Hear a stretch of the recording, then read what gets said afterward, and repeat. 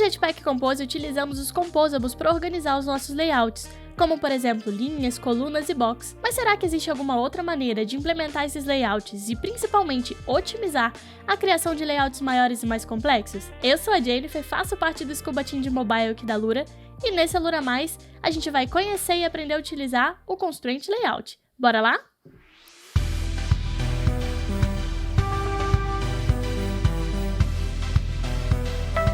Antes da gente começar, é importante saber que esse conteúdo é indicado para quem já teve um contato introdutório com o Jetpack Compose. Então, se você caiu de paraquedas nesse vídeo e ainda não conhece sobre a estrutura de um projeto, os composables básicos para se construir layouts, eu recomendo fortemente que você dê uma olhada antes no Lura Mais, começando com o Jetpack Compose do instrutor Felipe Moreno.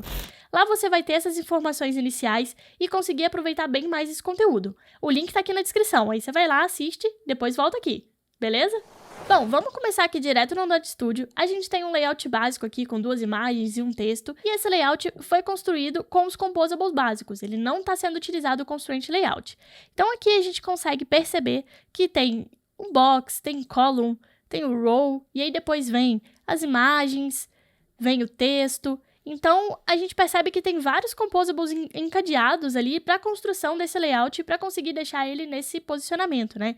Várias informações ali também. Outra maneira da gente construir esse mesmo layout é utilizando o Constraint Layout, que é uma view group que permite a gente posicionar e organizar os elementos de maneira flexível por meio das constraints. Essas constraints são os limitadores de posição. É através dela que a gente consegue definir as restrições de posicionamento dos elementos em relação à tela do nosso aplicativo ou também em relação a outros elementos que estão nessa mesma tela. Vamos ver como funciona na prática, então? Aqui no nosso projeto eu já deixei criados os composables, né? O do card e o do preview, só para poder facilitar. E a primeira coisa que a gente precisa fazer antes de utilizar o Constraint Layout é implementar a dependência relacionada a ele para o nosso projeto conseguir identificar. Então, para isso, a gente vai na documentação. Eu vou deixar o link dessa documentação na descrição do vídeo também para vocês conseguirem olhar com mais detalhes. Então, a gente tem aqui a documentação Constraint Layout no Compose. Aqui tem várias informações falando sobre a utilização e algumas outras técnicas. E um dos primeiros itens é o começar a usar o Constraint Layout. E tem aqui o código da dependência que a gente precisa adicionar. Então, a gente vai copiar, voltar lá no Android Studio, no nosso projeto. Aqui na abinha Project, a gente vai em Gradle Scripts e vamos abrir o Build Gradle do módulo App.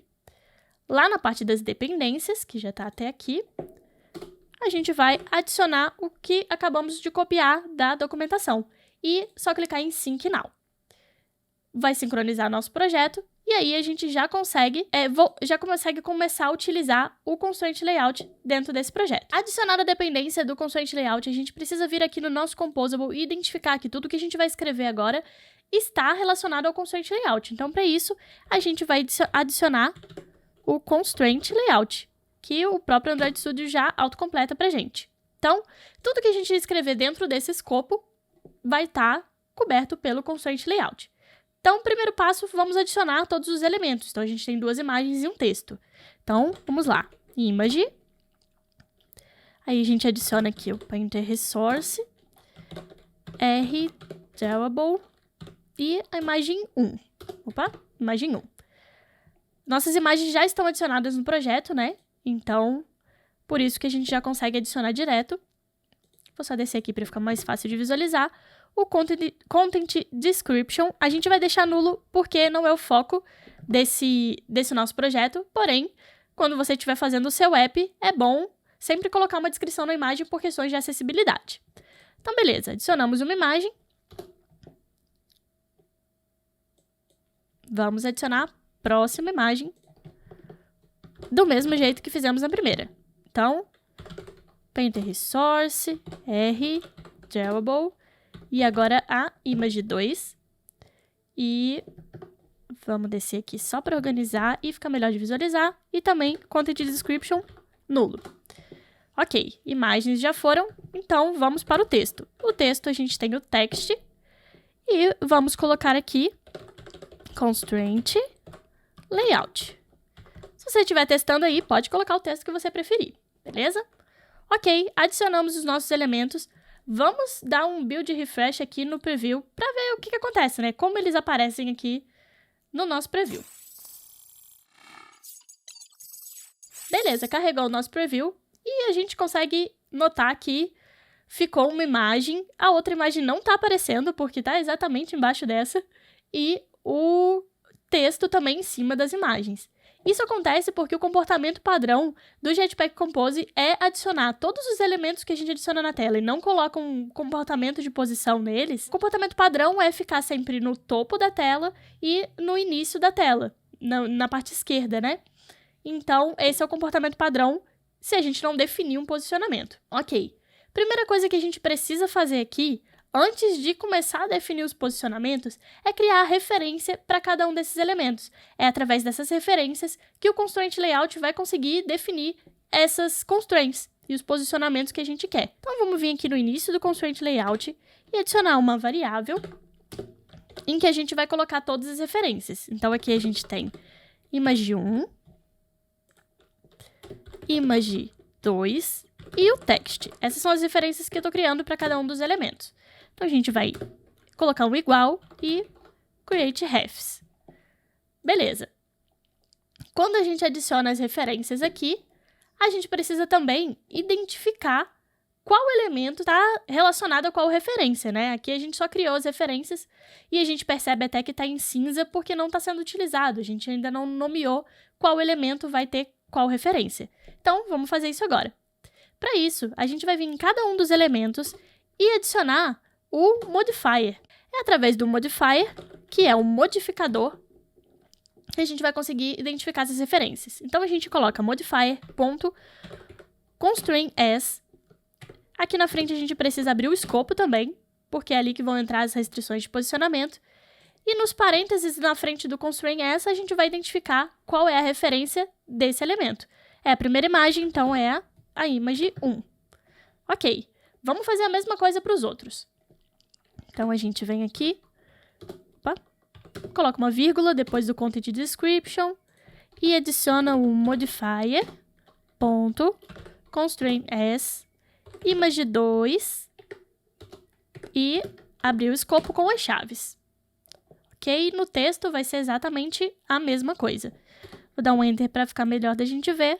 Depois do text, a gente vem no modifier.constraintAs e text. E não esquecer de abrir o escopo com as chaves. Beleza. Criamos as referências, adicionamos as referências a cada um dos elementos utilizando o constraintAs. Vamos dar um refresh aqui no nosso preview para ver o que acontece? Ok, carregou o nosso preview e não mudou absolutamente nada, né? Por quê? Porque a gente não adicionou as constraints, que é o que vai definir pra gente o posicionamento de cada elemento. Até agora, a gente só criou as referências e mostrou pro Constraint Layout qual elemento é relacionado a cada referência, mas a gente não identificou as limitações de posicionamento. Isso a gente vai fazer daqui a pouquinho. Antes de começar a definir onde vai ficar cada elemento, a gente precisa entender melhor como funciona o posicionamento desses elementos. Então, bora dar uma olhadinha aqui nessa imagem. Todos os elementos que a gente for fazer, seja imagem, texto ou qualquer outro elemento que a gente queira incluir no nosso layout, ele sempre vai ter um posicionamento horizontal e um posicionamento vertical. No posicionamento horizontal de todos os elementos, sempre vai ter um início e um final. E o início é chamado de start e o final chamado de end. No posicionamento vertical, também é a mesma coisa. Sempre vai ter um início e um final. Porém, o início é chamado de top e o final chamado de bottom. Entender isso vai facilitar quando a gente for adicionar as constraints para saber qual elemento começa no final de outro elemento ou em relação à tela mesmo. Então, é bem importante saber essas nomenclaturas de posicionamento para a gente conseguir posicionar melhor e não ficar ali tentando adivinhar qual posicionamento é o certo. Mas não se preocupe em decorar. Com o tempo, você vai aprendendo e entendendo melhor essas diferenças de posicionamento. Se quiser, aproveita, vou fazer uma pose bonita aqui, você tira um print.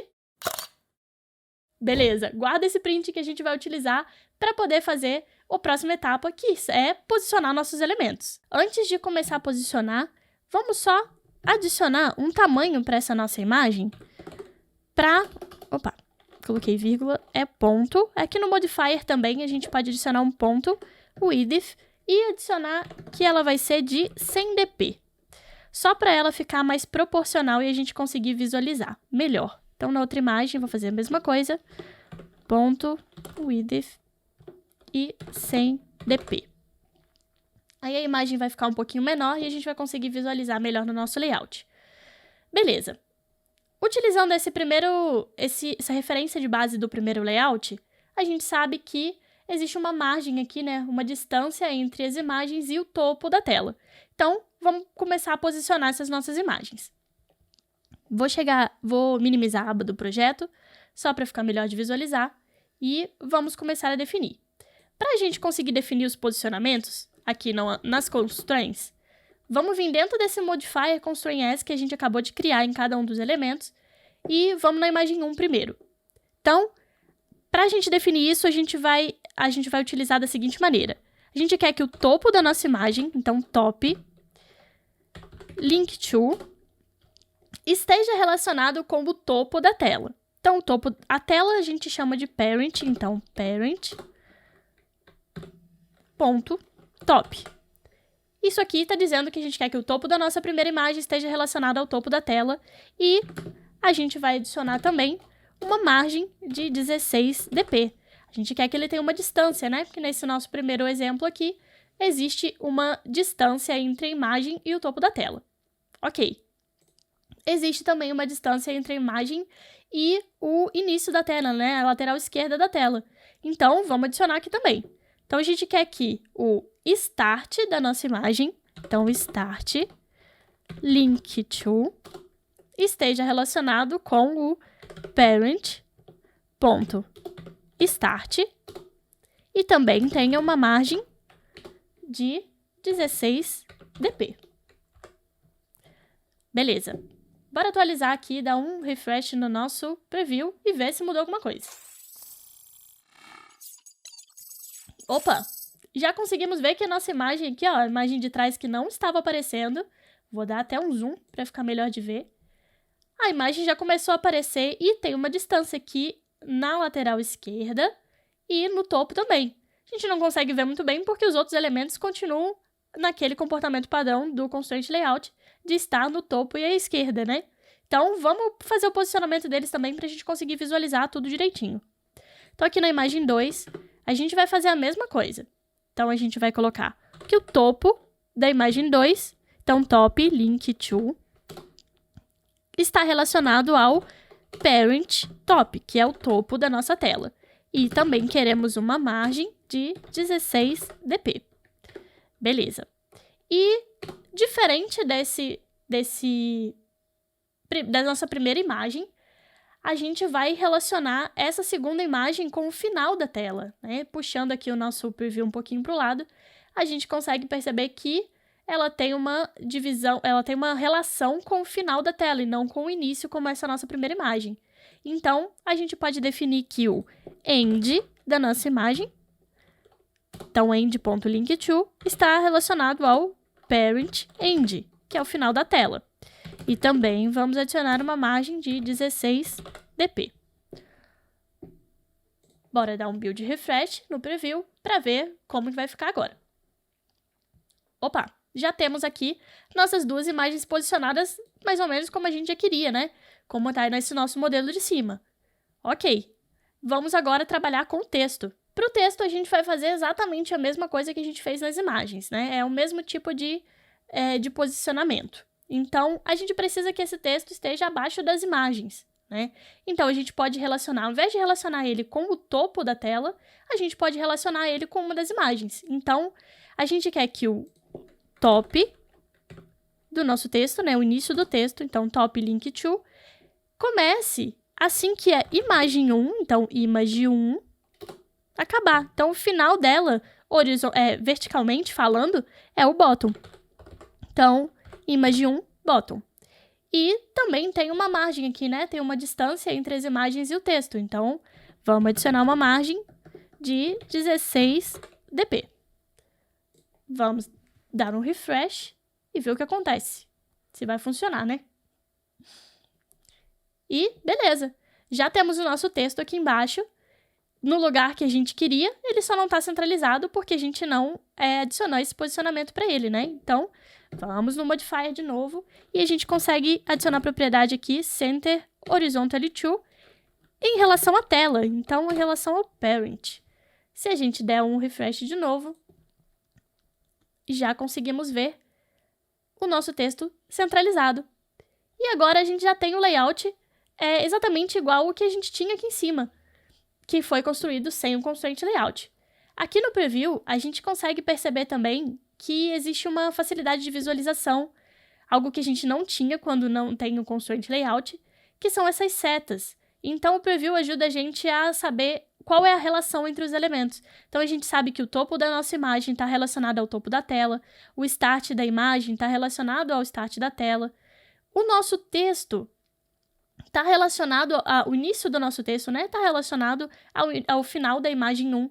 Então, esses posicionamentos ajudam a gente a saber o que a gente precisa modificar em caso de necessidade de modificação do layout.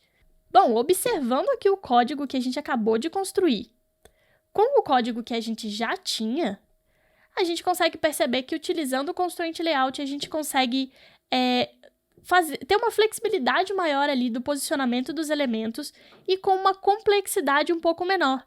Então aqui, sem utilizar o constraint layout, a gente tem vários elementos encadeados. Então a gente tem o box, column, row, até chegar na imagem e no texto, e aí a gente adiciona outro row para o texto, e no constraint layout a gente pode utilizar somente os composables únicos, né, para poder fazer os elementos que a gente precisa, e o posicionamento é através das constraints.